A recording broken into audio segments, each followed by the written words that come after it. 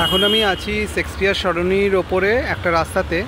যেখানে আমি একটা শর্ট ভিডিও করছি শুধুমাত্র এটা দেখানোর জন্য যে কিভাবে গাছ দিয়ে একটা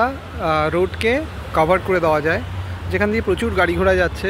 মানে পলিউশনস হচ্ছে আর কি, কিন্তু অ্যাপারেন্টলি সেটা কোনোভাবেই আমাদেরকে হিট করছে না। এবং সবথেকে বড় কথা, যারা রাস্তা দিয়ে হাঁটাহাঁটি করেন সেই সমস্ত জনগণের জন্য এটা একটা বিশাল রিলিফ। এবং আমি এটাও অদ্ভুতভাবে লক্ষ্য করছি যে যেহেতু এই জায়গাটা গাছ দিয়ে ঢাকা রয়েছে, রিলেটিভলি এই জায়গাটার টেম্পারেচার কলকাতার অন্যান্য মানে ইনফ্যাক্ট খুব ক্লোজ এরিয়া, মানে কাছাকাছি যে এরিয়া আছে তার থেকে অনেক কম। তো এটা যদি গভর্নমেন্টের পক্ষ থেকে বা পৌর সংস্থার পক্ষ থেকে রাতার আমি বলা উচিত, তারা যদি এটা করেন তাহলে মানুষের অনেকটা রিলিফ হবে এবং লাইফ স্প্যান বাড়বে, স্বাচ্ছন্দ্যতা বোধ করবে। আর এই ভিডিওটা আমি ইয়েতেও পোস্ট করছি, আমি চাইছি যে ইংলিশেও আমি পোস্ট করছি এই কারণে, কেননা আমার মনে হয় ইংলিশে বললে হয়তো অনেকে বুঝতে পারবেন যারা বাংলা বোঝেন না। So the purpose of this small video is just to show how a common road of Kolkata can be covered with trees, big trees I would say,